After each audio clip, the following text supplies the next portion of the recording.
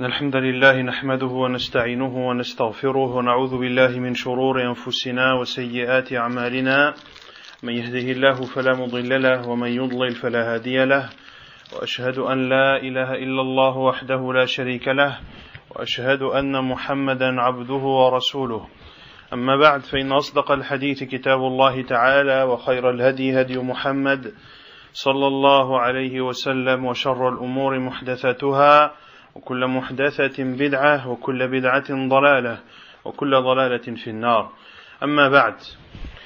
Donc on continue toujours la traduction du livre Al-Qawl al-Mufid fi Adillat al-Tawhid Cheikh Muhammad ibn Abdul Wahhab al-Wisabi حفظه الله تعالى.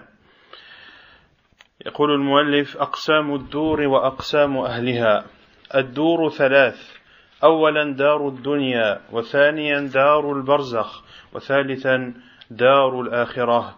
والناس ينقسمون في هذه الدور الثلاث إلى ثلاثة أقسام وكل قسم ينقسم إلى أقسام وهم: أولا مؤمنون وهم قسمان، ثانيا منافقون وهم قسمان، ثالثا كافرون وهم قسمان.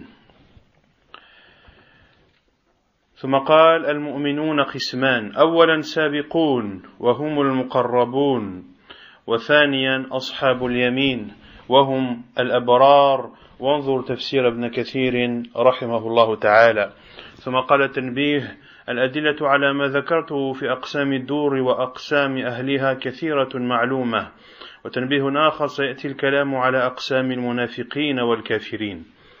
Puis, Cheikh Muhammad ibn Abdul Wahhab al-Wisabi, hafidhahullah, titre le chapitre en disant les différentes demeures et les différentes catégories des gens. Donc les demeures sont de trois, comme il le dit, hafidhahullah, et les gens également se divisent en trois catégories. Quant aux demeures, il y a tout d'abord la demeure de la vie d'ici-bas, ce bas monde, Darud Dunya. Deuxièmement, il y a la demeure de l'Barzakh, qui est le monde intermédiaire entre le monde d'ici-bas et le monde de l'au-delà. Et Darul Barzakh, le monde de l'Barzakh, c'est bien sûr la vie qu'il y a dans la tombe. Thalithan, et troisièmement, il y a la demeure de l'au-delà, qui est une demeure éternelle. Et les gens, à travers ces trois demeures, se divisent également en trois parties. Et chaque partie se subdivise en deux. Les gens se divisent en trois: il y a les croyants, il y a les hypocrites et il y a les mécréants. Les croyants se divisent en deux, les hypocrites se divisent en deux, et les mécréants se divisent en deux également. Puis, Cheikh Muhammad ibn Abdul Wahhab va donner les deux parties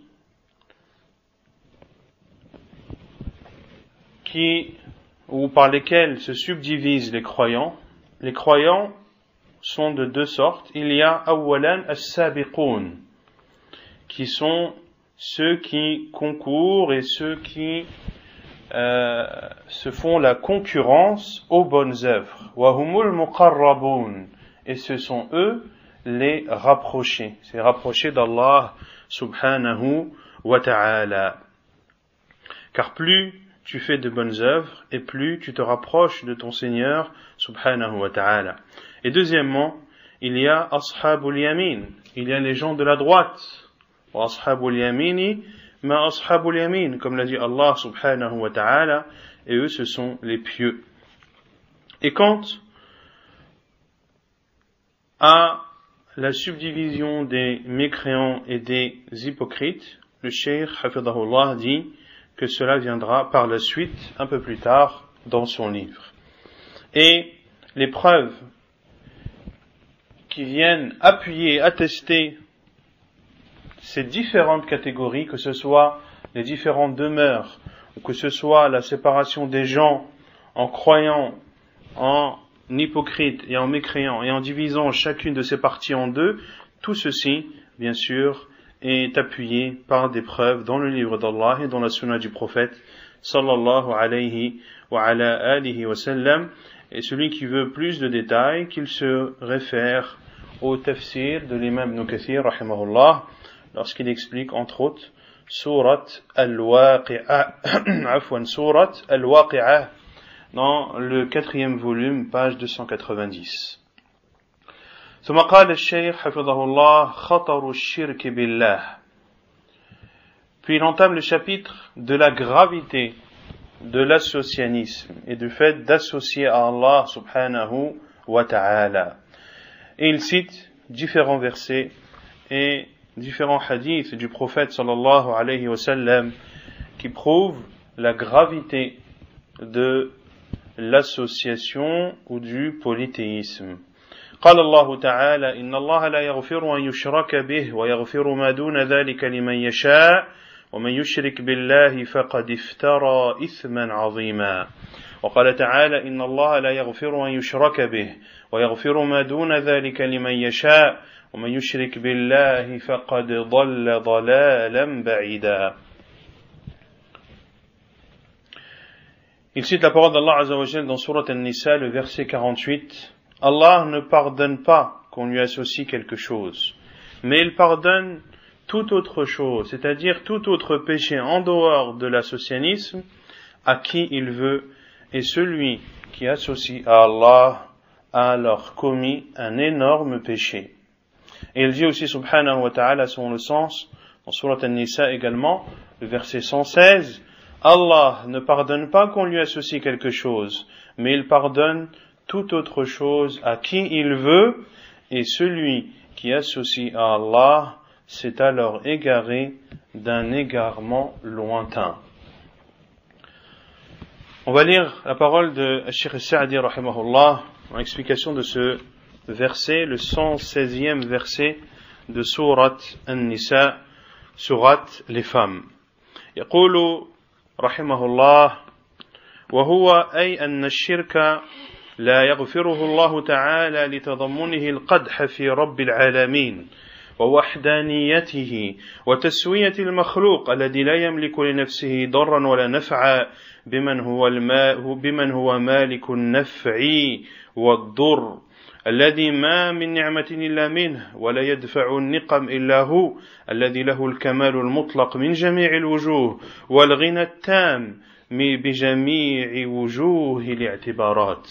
Il dit rahimahullah en expliquant ce 116e verset de Surat An-Nisa, et c'est-à-dire l'associanisme, le polythéisme, al-shirk, Allah Azza wa Jalla ne le pardonne pas, car le polythéisme est une atteinte à Allah, le Seigneur des mondes, une atteinte dans son essence, une atteinte dans son unicité subhanahu wa ta'ala. Et c'est également une atteinte envers Allah Azza wa Jal, car celui qui associe à Allah a mis une créature au même niveau qu'Allah subhanahu wa ta'ala, une créature qui ne peut pour elle ni apporter un bien, ni rejeter un mal. Et ceci en délaissant celui qui détient toutes choses, celui qui a le pouvoir, à savoir Allah subhanahu wa ta'ala, de donner le bien et le mal également. Il n'y a pas un bienfait sans qu'il ne provienne d'Allah. Et il n'y a pas un mal qui n'est repoussé sans que ce mal ne soit repoussé par Allah subhanahu wa ta'ala. Allah subhanahu wa ta'ala est le parfait dans tous les sens du terme, et il est subhanahu wa ta'ala le riche, celui qui possède tout. فمن أعظم الظلم وأبعد الضلال عدم إخلاص العبادة لمن هذا شأنه وعظمته. Et fait partie de la plus injuste des injustices et du plus lointain des égarements de ne pas adorer Allah subhanahu wa ta'ala, de ne pas adorer ce Seigneur dont les caractéristiques sont celles précédemment citées, et de vouer une adoration à une de ces créatures. الذي ليس له من صفات الكمال شيء ولا له من صفات الغنى شيء بل ليس له إلا العدم. Comment délaisser Allah Azza wa Jal et adorer une de ses créatures qui n'a des caractéristiques d'Allah rien, qui est faible dans tous les sens du terme et qui ne possède rien si ce n'est le néant. عدم الوجوه عدم الكمال وعدم الغنى من جميع الوجوه وأما دون الشرك من الذنوب والمعاصي فهو تحت المشيئة. Et quant aux autres péchés en dehors du polythéisme, eh bien celui qui le commet est sous la volonté d'Allah subhanahu wa ta'ala. Inch'Allahu ghafarahu bi rahmatihi wa hikmatihi. Si Allah Azza wa Jalla le veut, il lui pardonnera par sa miséricorde et par sa sagesse. Wa in sha'a 'azzaba 'alayhi wa 'aqaba bi 'adlihi wa hikmatihi. Et s'il veut, il le châtiera par sa justice et par sa sagesse subhanahu wa ta'ala. ثم قال المؤلف وقال الله تعالى لقد كفر الذين قالوا إن الله هو المسيح ابن مريم وقال المسيح يا بني إسرائيل اعبدوا الله ربي وربكم إنه من يشرك بالله فقد حرم الله عليه الجنة ومأواه النار وما للظالمين من أنصار. Et Allah Azza wa Jal dit dans le 72e verset de Surat Al-Ma'idah, on mécru ceux qui ont dit qu'Allah était le Messie, fils de Marie. Et le Messie a dit, ô fils d'Israël, adorez Allah, mon Seigneur et le vôtre. Celui qui associe à Allah, Allah lui interdira l'entrée au paradis et sa demeure sera l'enfer. وَمَا لِلظَّالِمِينَ مِنْ أَنصَارٍ. Et les injustes ne trouveront aucun secoureur. Personne ne viendra les secourir. Et bien sûr, les premiers visés, ce sont les divinités qu'ils auront adorées en dehors d'Allah subhanahu wa ta'ala. Elles ne leur seront d'aucune utilité ce jour-là. قال الشيخ السعدي رحمه الله تعالى عند تفسير هذه الآية يخبر تعالى عن كفر النصارى بقولهم إن الله هو المسيح ابن مريم بشبهة أنه خرج من بلا أب وخالف المعهود من الخلقة الإلهية. Il dit rahimahullah en expliquant ce verset, Allah Azza wa Jal nous informe de la mécréance des chrétiens lorsqu'ils ont dit qu'Allah est le Messie fils de Marie. Pourquoi ont-ils dit ça? Pourquoi ont-ils dit cela? Sous prétexte que Isa alayhi salam est créé ou a été créé d'une mère sans père et qu'il a par cela et qu'il est par cela sorti de l'ordinaire. والحال أنه عليه الصلاة والسلام قد كذبهم في هذه الدعوة وقال لهم يا بني إسرائيل اعبدوا الله ربي وربكم فأثبت لنفسه العبودية التامة ولربه الربوبية الشاملة لكل مخلوق. Et la réalité est tout autre. Et Isa alayhi salam a traité de mensonge ce prétexte qu'ils ont apporté et leur a dit, ô fils d'Israël, adorez Allah, mon Seigneur et le vôtre. Il a tout d'abord attesté à lui-même l'adoration complète et il a attesté à son Seigneur Allah subhanahu wa ta'ala la seigneurie qui englobe bien sûr toute créature. إنه من يشرك بالله أحدا من المخلوقين لا عيسى ولا غيره فقد حرم الله عليه الجنة ومأواه النار وذلك لأنه سوى الخلق بالخالق وصرف ما خلقه الله له وهو العبادة الخالصة لغير من هي له فاستحق أن يخلد في النار وما للظالمين من أنصار ينقذونه من عذاب الله أو يرفعون عنهم بعض ما نزل بهم. Puis Allah Azza wa Jalla dit, celui qui associe à Allah quelque chose ou une de ses créatures, que ce soit Isa ou autre, Allah lui interdira l'entrée au paradis et sa destinée sera l'enfer. Ceci car il aura mis sur le même piédestal la créature et le créateur. Et il aura voué ce pourquoi Allah Azza wa Jalla l'a créé, à savoir de l'adorer seul, subhanahu wa ta'ala, sans ne rien le lui associer, eh bien, il l'aura dévoué ou voué à celui qui ne la mérite pas. Ainsi, il méritera d'être en enfer. Et les injustes n'auront aucun secoureur qui viendra les sauver du châtiment d'Allah ou doter une partie du châtiment qui les a touchés. وقال تعالى ذلك ومن يعظم حرمات الله فهو خير له عند ربه وأحلت لكم الأنعام إلا ما يتلى عليكم فاجتنبوا الرجس من الأوثان واجتنبوا قول الزور حنفاء لله غير مشركين به ومن يشرك بالله فكأنما خر من السماء فتخطفه الطير أو تهوي به الريح في مكان سحيق.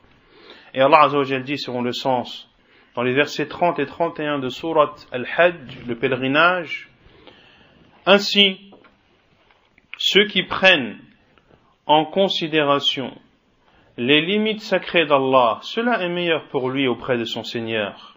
Et vous ont été autorisés les bestiaux, sauf ceux qui font exception. Abstenez-vous de la saleté des idoles et abstenez-vous des paroles mensongères. Et soyez humbles et adorez Allah seul, sans lui associer quoi que ce soit. Et celui qui associe à Allah est comparable à celui qui tombe des cieux et qui se fait couper et happer par les oiseaux ou que le vent précipiterait vers un endroit lointain. Et Cheikh Sa'di, rahimahullah ta'ala, dit dans l'explication de ce verset, de ces deux versets,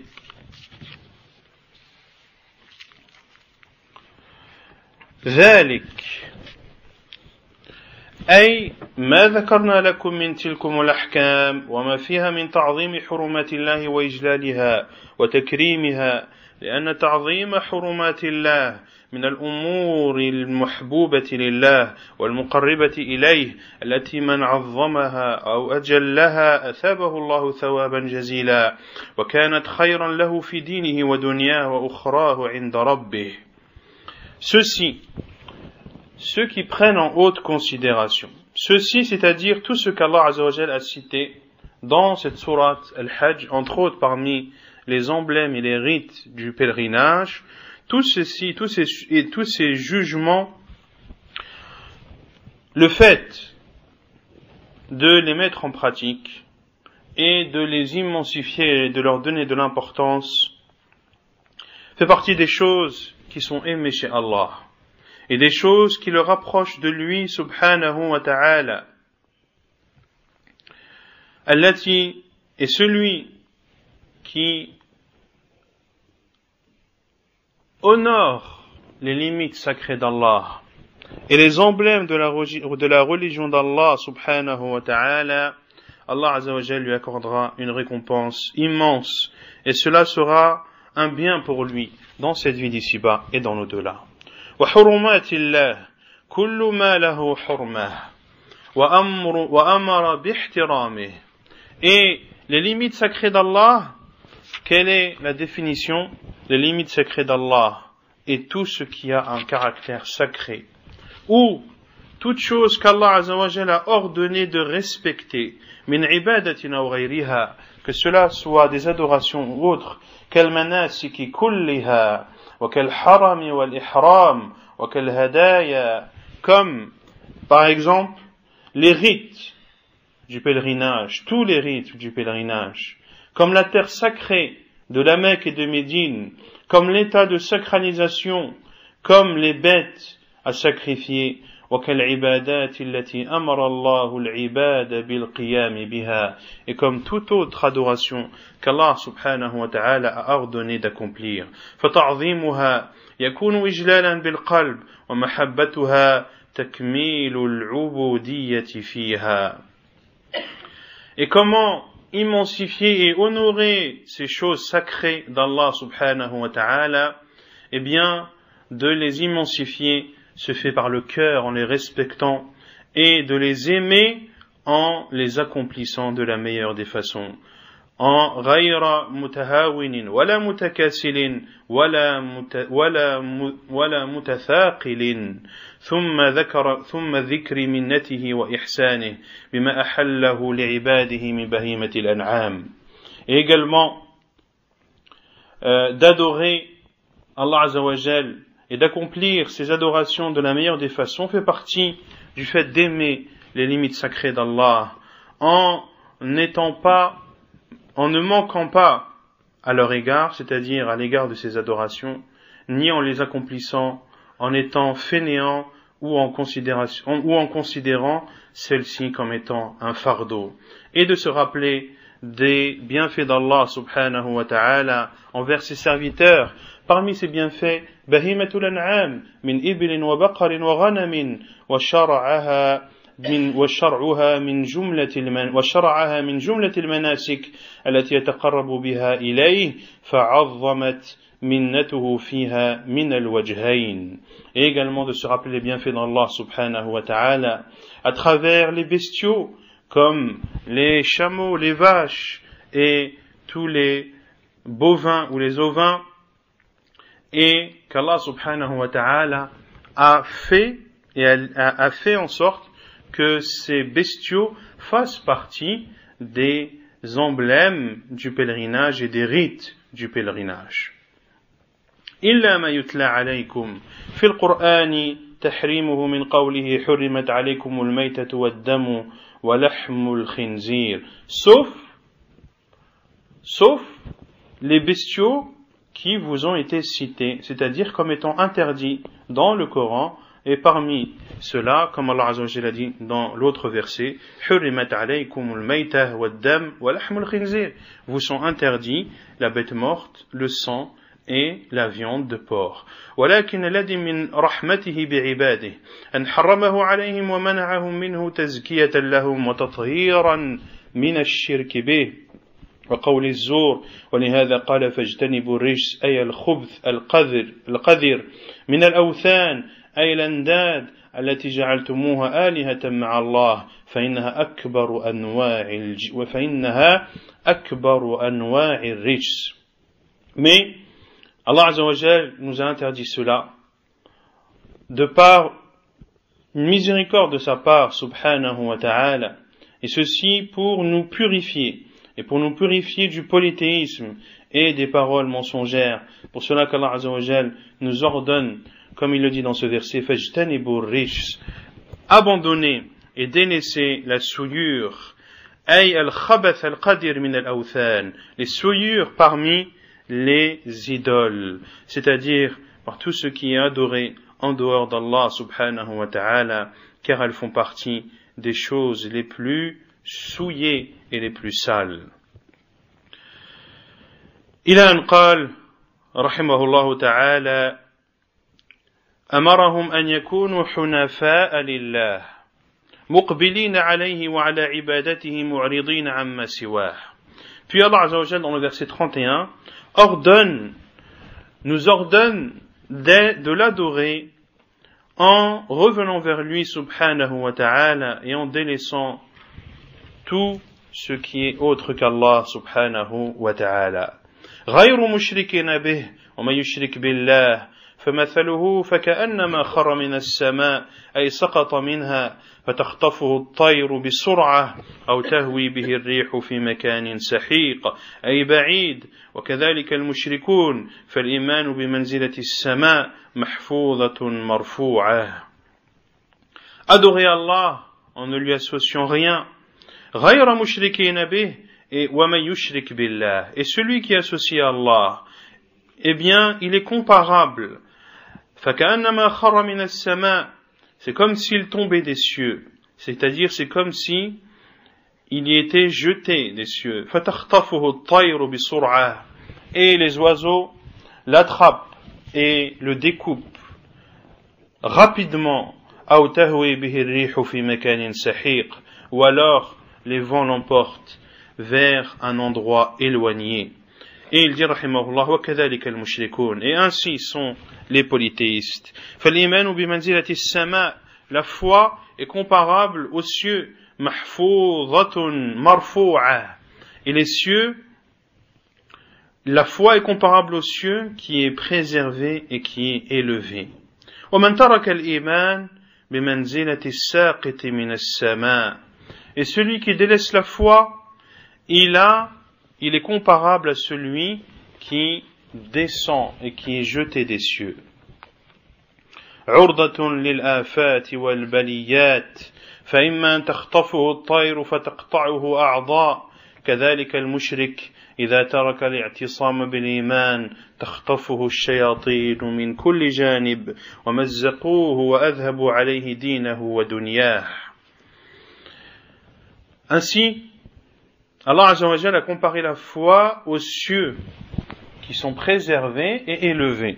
Celui donc qui délaisse la foi est comparable à celui qui est jeté des cieux et qui est donc exposé à une multitude de mal et une multitude d'épreuves. Et il dit, rahimahullah, soit les oiseaux l'attrapent en le découpant membre après membre. Ainsi est le polythéiste.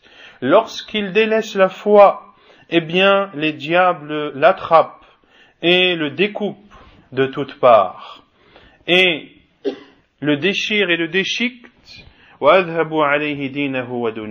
et lui font perdre à la fois sa vie d'ici-bas et celle de l'au-delà. Ils lui font perdre sa vie d'ici-bas ainsi que sa religion. وإما أن تأخذه عاصفة شديدة من الريح فتعلو به في طبقات الجو فتقذفه بعد أن تنقطع أعضاؤه في مكان بعيد جدا. Ou soit alors celui qui est jeté des cieux, soit alors il est pris par des vents violents qui le soulèvent dans les différents degrés de l'atmosphère, puis il redescend alors que ses membres se découpent les uns après les autres et qu'il se retrouve dans un endroit éloigné. وقال تعالى وإذ قال لقمان لابنه وهو يعظه يا بني لا تشرك بالله إن الشرك لظلم عظيم. Et Allah subhanahu wa ta'ala a dit dans le verset 13 de Surat Luqman, et lorsque Luqman dit à son fils, alors qu'il l'exhorte, ô mon fils, n'associe rien à Allah, car l'associanisme est une immense injustice. L'exhortation, comment l'ont défini les savants? Qui le sait? Lorsqu'on parle d'une maw'idha, c'est quoi une maw'idha? C'est quoi une exhortation? Non? C'est quelque chose qui va directement au cœur, on va dire, plus directement qu'on peut dire ça. Une définition, c'est précis. Non? Nasiha, c'est général. Non? C'est une interdiction. La moitié. C'est pas complet. L'exhortation, les savants disent que c'est le fait d'ordonner et d'interdire en encourageant ou en faisant peur. Donc, quand tu exhortes quelqu'un à faire le bien, quand tu l'ordonnes à faire le bien, tu lui dis fais telle chose. Mais quand tu l'exhortes à faire le bien, tu vas lui dire fais telle chose et tu auras telle et telle récompense. Quand tu interdis, tu dis ne fais pas. Mais quand tu exhortes, tu dis ne fais pas, car si tu fais, tu vas avoir tel et tel châtiment. Donc l'exhortation, c'est, comme je l'ai dit, le fait d'ordonner ou d'interdire et soit d'ordonner d'interdire, mais ça peut être aussi, dans une exhortation, il peut aussi y avoir un ordre et une interdiction, bit-targhib wa tarhib, en encourageant et en faisant peur, à travers des versets du Coran ou des hadiths du prophète sallallahu alayhi wa sallam ou autres. Et ainsi a fait Luqman, lorsqu'il a exhorté son fils, en lui disant « Ô mon fils, n'associe pas à Allah ». Pourquoi ? Car l'associanisme est une immense injustice. Est une immense injustice, et cette injustice, vous la connaissez tous, c'est le fait de délaisser le Seigneur des mondes et d'adorer une créature qui est incapable, une créature qui est faible de toutes parts, une créature qui ne peut apporter ni un bien ni refouler un mal, et de délaisser le Seigneur de l'univers, le créateur de toutes choses, le gouverneur des mondes, cela est sans aucun doute la pire des injustices. Et le châtiment d'Allah Azza wa Jal est bien sûr proportionnel à cette injustice. وقال تعالى ولو أشركوا لحبط عنهم ما كانوا يعملون. Et Allah subhanahu wa ta'ala dit dans le verset 88 de Surat Al-An'am, Surat les bestiaux, et s'ils avaient associé, serait aboli de tout ce qu'ils ont fait. Ici Allah Azza wa Jalla parle de qui? Non. Naam, ahsant, prophète. Les prophètes est envoyé. Dans Surat Al-An'am, lorsqu'Allah subhanahu wa ta'ala a énuméré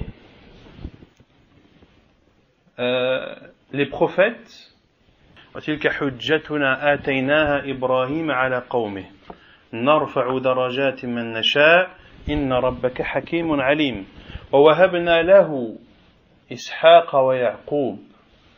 Ensuite,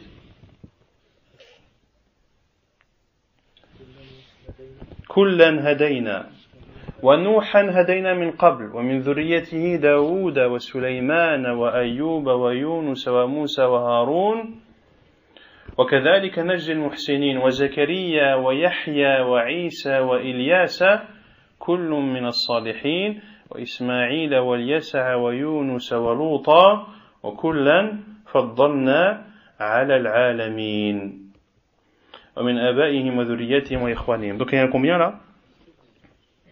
Combien? 17. C'est le chiffre que j'avais. 17 prophètes qu'Allah Azza wa Jal a cités. Donc pour vous traduire les versets de façon globale, وَتِلْكَ حُجَّتُنَا أَتَيْنَاهَا إِبْرَاهِيمَ عَلَى قَوْمِهِ. Et voici les preuves que nous avons données à Ibrahim sur son peuple, lorsqu'il a dit à son peuple, ou lorsqu'il leur a prouvé que les statues qu'ils adoraient étaient fausses, et que s'il y avait un Seigneur, il a dit que ça allait être tout d'abord les étoiles. Puis lorsqu'il a vu les étoiles se disparaître, il a dit que Allah Azza wa Jalla, une divinité ne peut disparaître. Puis il a parlé de la lune, puis il a parlé du soleil, etc.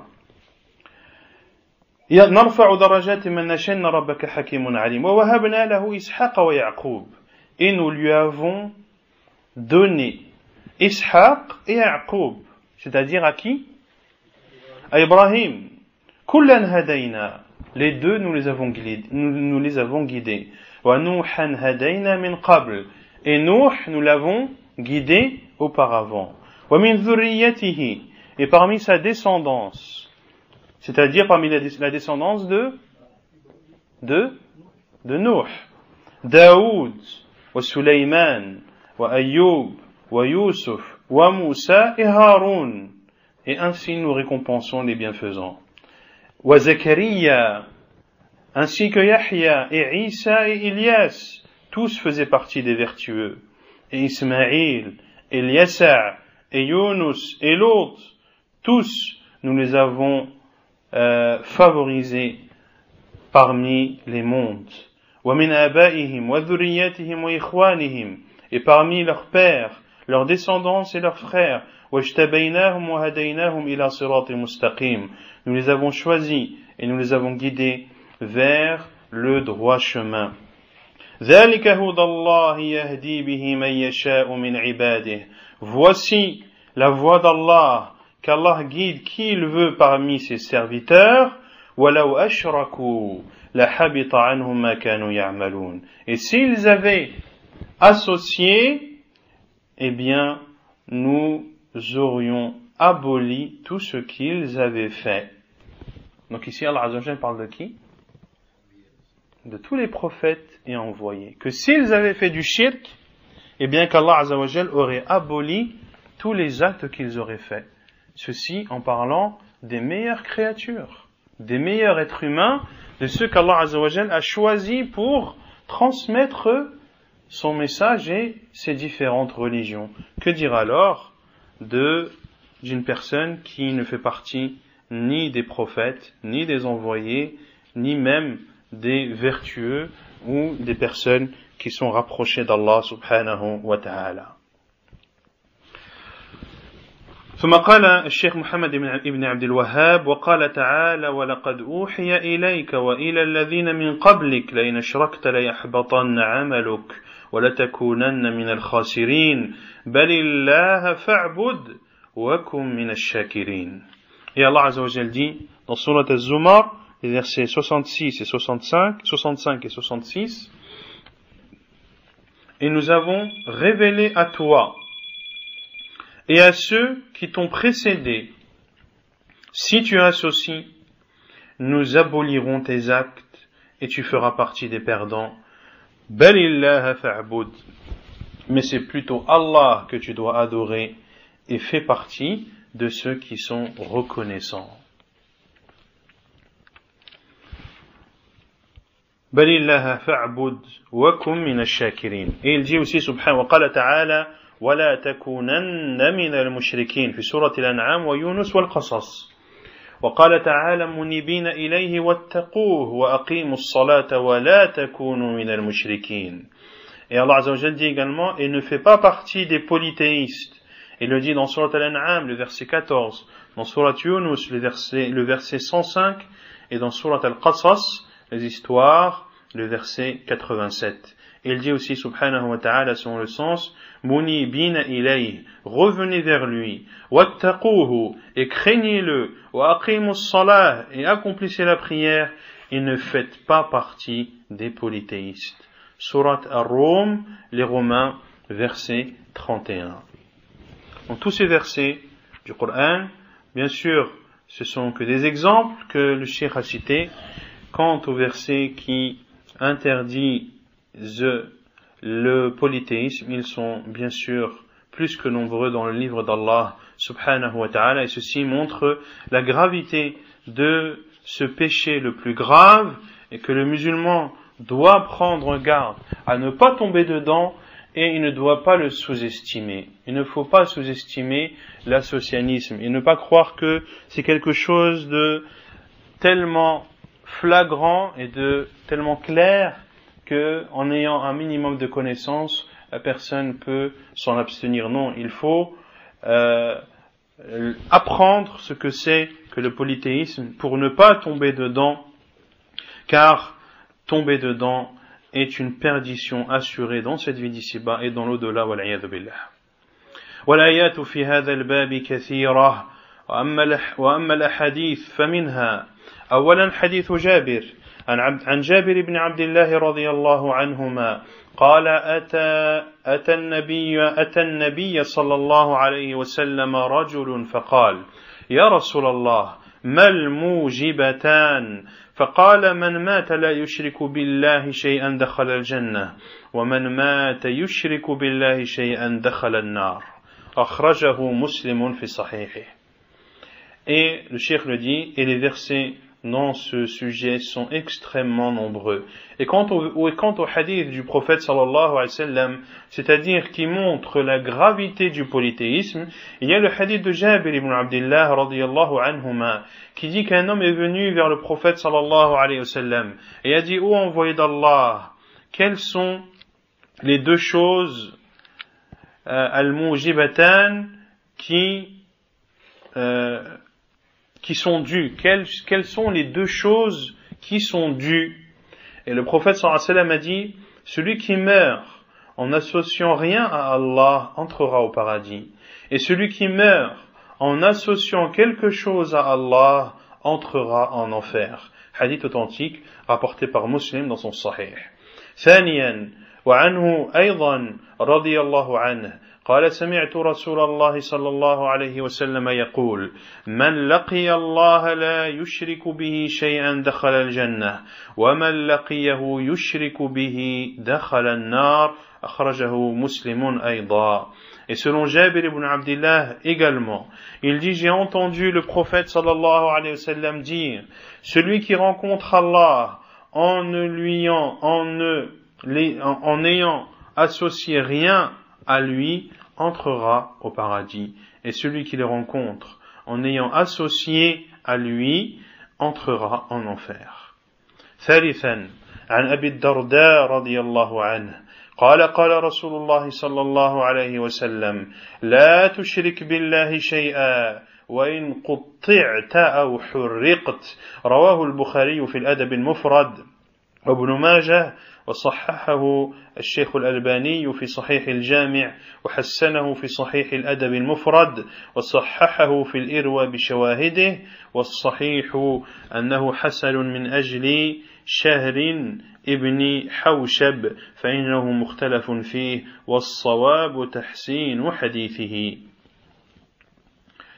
Troisièmement, selon Abu Darda radiyallahu anhu, il dit que le prophète sallallahu alayhi wa sallam a dit, n'associe rien à Allah, même si l'on te découpe ou que l'on te brûle.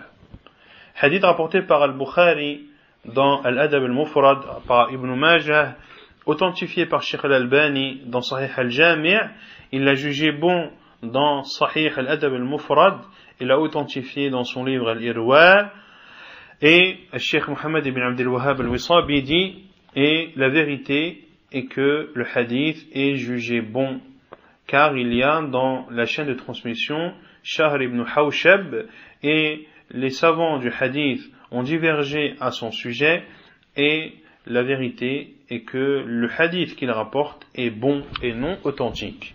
Ala kulli hal, que le hadith soit bon ou qu'il soit authentique, dans tous les cas, il est accepté et pris en compte. Donc ici dans ce hadith, le prophète sallallahu alayhi wa sallam a dit, n'associe rien à Allah, même si l'on te découpe et même si l'on te brûle.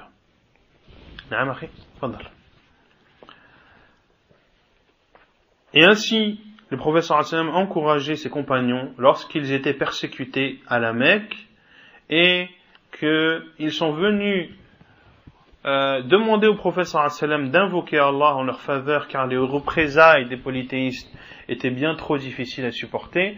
Le prophète sallallahu alayhi wa sallam était allongé, il s'est mis assis, son visage a rougi, et il a dit sallallahu alayhi wa sallam, il y avait des gens avant vous, l'on peignait leur peau avec des peignes de fer. Ceci ne le faisait pas revenir sur sa religion. Et d'autres l'on plaçait une scie au milieu de leur tête, puis on les coupait en deux, cela ne les faisait pas revenir sur leur religion.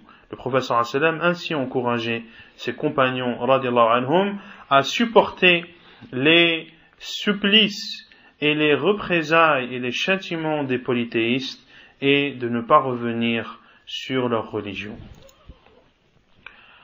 رابعا وعن أبي بكرة رضي الله عنه قال قال رسول الله صلى الله عليه وسلم ألا أنبئكم بأكبر الكبائر قلنا بلى يا رسول الله قال الإشراك بالله وعقوق الوالدين وكان متكئا فجلس فقال ألا وقول الزور فما زال يكررها حتى قلنا ليته سكت رواه البخاري ومسلم. Et selon Abu Bakr radiyallahu anhu, il dit que le prophète sallallahu alayhi wa sallam a dit, voulez-vous que je vous informe du plus grand des grands péchés? Nous avons dit, bien sûr, ô envoyé d'Allah. Il a dit, c'est d'associer à Allah, et c'est de désobéir aux parents, ou de leur manquer de respect. Il était accoudé, sallallahu alayhi wa sallam, puis il s'est assis et a dit, et la parole mensongère, et la parole mensongère. Et le prophète sallallahu alayhi wa sallam n'a pas arrêté de répéter cette parole, et la parole mensongère, et jusqu'à ce que les compagnons aient dit, si seulement ils s'arrêtaient. Hadith authentique, rapporté par Al-Bukhari et Muslim.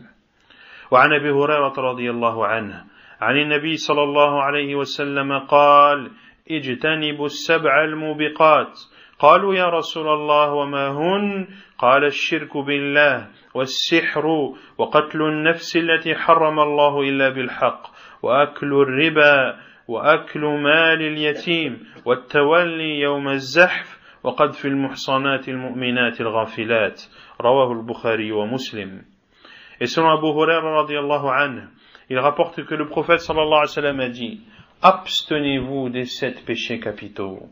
Ils ont dit, ô envoyé d'Allah, mais quels sont-ils? Il a répondu, c'est d'associer à Allah, c'est la sorcellerie, c'est de tuer une âme qu'Allah a rendue sacrée, sauf dans la vérité, c'est de consommer l'usure, c'est de consommer l'argent de l'orphelin, c'est de se sauver et de tourner le dos le jour du combat, et c'est d'accuser injustement des femmes chastes, croyantes et innocentes, de les accuser d'adultère. Ceux-ci sont les 7 péchés capitaux, et le hadith est authentique, rapporté par Al-Bukhari et Muslim dans leur deux sahih. ثم قال الشيخ حفظه الله أقسام الشرك كثيرة ذكرت منها 15 نوعا وهي. Puis الشيخ محمد بن عبد الوهاب الوصابي حفظه الله dit, et les différentes sortes de polythéisme sont nombreuses. J'en ai cité 15 qui sont les suivantes. أولا شرك في الربوبية وذلك كأن يعتقد شخص أن غير الله يخلق أو يرزق أو يحيي أو يميت إلى غير ذلك من صفات الربوبية. Premièrement, il y a le polythéisme dans la seigneurie. Qu'est-ce que cela signifie?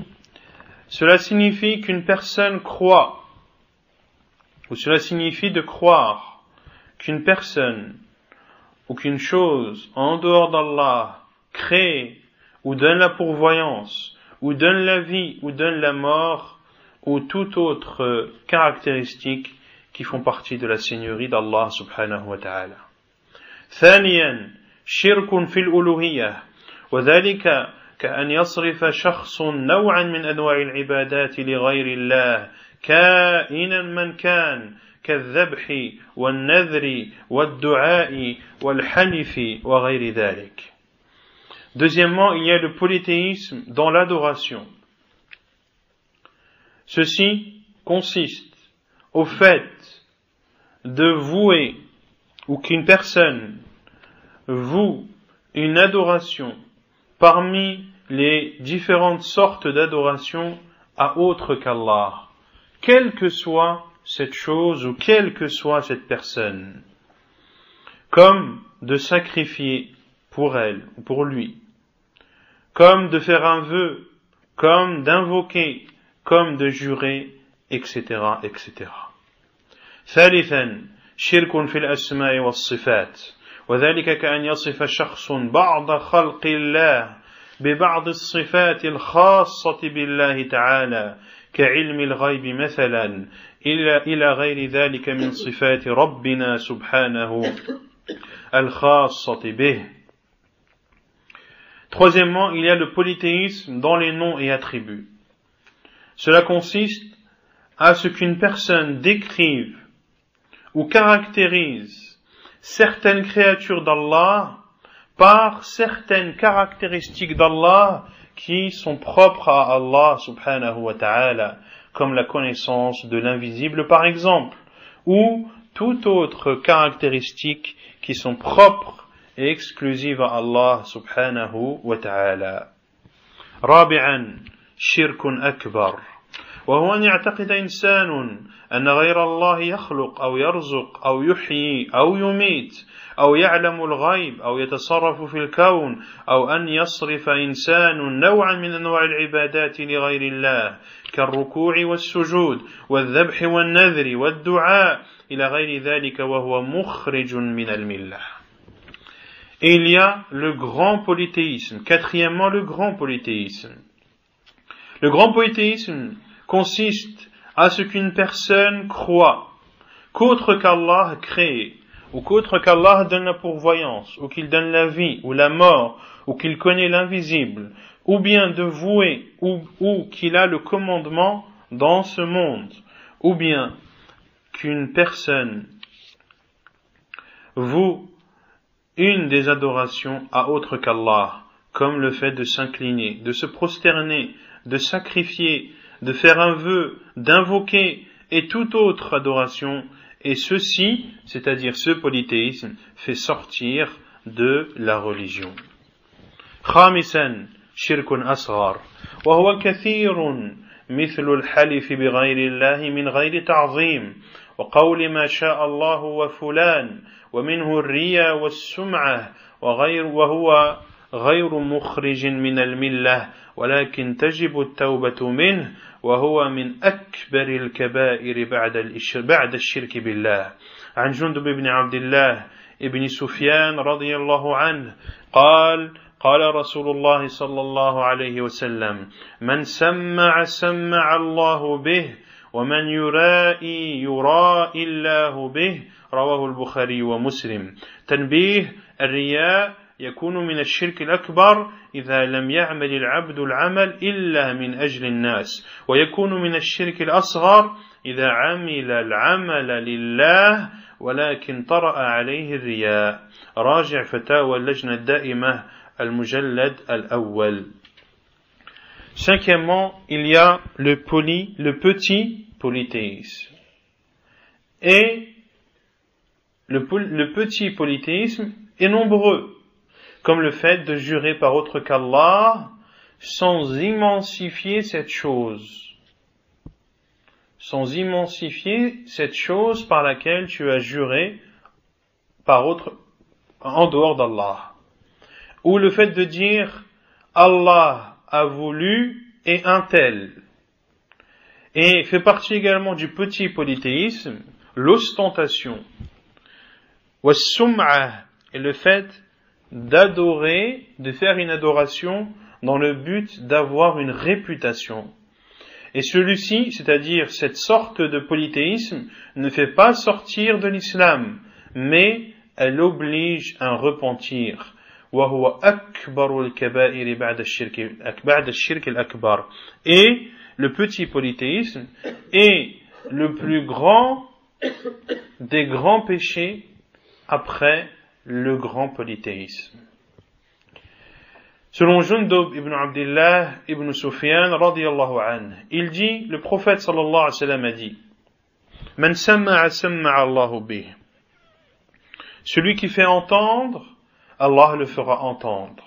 Et celui qui se montre, Allah le montrera. Rawahu al-Bukhari wa Muslim.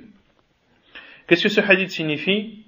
L'imam Nawawi rahimahullah, ici c'est une remarque de ma part, dit dans son livre où il explique Sahih Muslim, Sharh Sahih Muslim, il dit rahimahullah, قال العلماء معناه من رايا بعمله وسمعه الناس ليكرموه ويعظموه ويعتقدوا خيره سمع الله به يوم القيامة الناس وفضحه. L'imam Nawawi rahimahullah a dit, les savants ont dit le sens, c'est-à-dire de ce hadith, est celui qui fait des actes par ostentation et qui les fait entendre aux gens afin qu'ils soient généreux envers lui, ou afin que les gens lui donnent de l'importance, ou afin que les gens croit et pense de lui du bien, eh bien celui qui adore et qui fait une adoration dans ce but-là, Allah Azza wa Jal fera entendre les gens le jour du jugement et humiliera et dévoilera l'intention de cette personne. Et quelle humiliation est plus grande qu'une humiliation faite le jour du jugement? Car le jour du jugement, ce sont toutes les créatures qui sont rassemblées, depuis Adam, alayhi salam, jusqu'au dernier des êtres humains. Une personne rougit lorsque, entre guillemets, on la grille devant 10 personnes, alors comment sera-t-elle si on dévoile ses péchés, si on dévoile ses intentions devant des milliards et des milliards et des milliards d'êtres humains? Puis, le cheikh Mohammed ibn Abdul Wahhab al-Wisabi fait une remarque en disant que l'ostentation peut faire partie du grand associanisme, du grand polythéisme, si la personne ne fait l'acte que pour les gens. Et cette ostentation est considérée comme un petit polythéisme lorsque il fait l'adoration pour Allah, mais que son intention est mélangée à l'ostentation.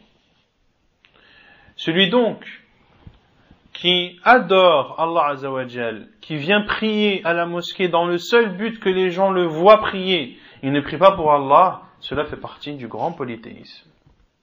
Mais s'il vient pour Allah Azza wa Jal, il prie pour Allah, mais son intention est tachée d'ostentation, et il va prier mieux que quand il prie chez lui tout seul, eh bien cela fait partie des grands péchés. Il doit se repentir, mais cela ne le fait pas sortir de l'islam. سادسا شرك خفي وهو أن يعمل الرجل لمكان الرجل وهو الرياء أيضا وهو كما علمت غير مخرج من الملة ولكن تجب التوبة منه عن أبي سعيد الخدري رضي الله عنه قال قال رسول الله صلى الله عليه وسلم الشرك الخفي أن يعمل الرجل لمكان الرجل رواه ابن ماجه وابن صاعد وابن عدي والحاكم وحسنه الألباني. والشرك الخفي قد يكون أكبر وقد يكون أصغر بحسب نوع الشرك الذي وقع فيه الإنسان. انظر مجموع فتاوى الشيخ ابن باز المجلد الأول الصفحة 46 إلى 47. Sixièmement, la sixième sorte de polythéisme, il y a Ash-Shirkul Khafi, le polythéisme caché. C'est le fait de faire une adoration ou de faire un acte. C'est le fait qu'un homme ou un être humain fasse un acte de par le statut d'une autre personne. Tu vas faire un acte d'adoration devant une personne qui a un haut rang, qui a un statut élevé, eh bien cela fait également partie de l'ostentation, et c'est, comme cela a été précédemment dit, c'est un polythéisme qui ne fait pas sortir de l'islam, mais qui oblige à repentir. Et la preuve que cela fait partie du polythéisme caché est le hadith d'Abi Sa'id al-Khudri radiyallahu anhu qui dit que le prophète sallallahu alayhi wa sallam a dit Ash-shirkul khafi, le polythéisme caché, c'est qu'un homme fasse un acte devant, entre parenthèses, un homme de haut rang ou qui a un statut élevé. Puis il dit hafidahullah والشرك الخفي قد يكون أكبر, et le polythéisme caché peut être grand et il peut être petit également, tout dépend بحسب نوع الشرك الذي وقع فيه الإنسان, tout dépend du polythéisme dans lequel est tombée la personne.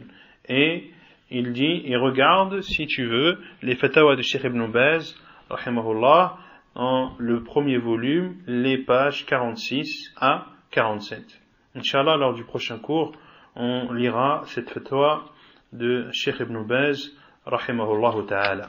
ونكتفي بهذا القدر وصلى الله وسلم وبارك على نبينا محمد وعلى آله وصحبه أجمعين وآخر دعوانا أن الحمد لله رب العالمين.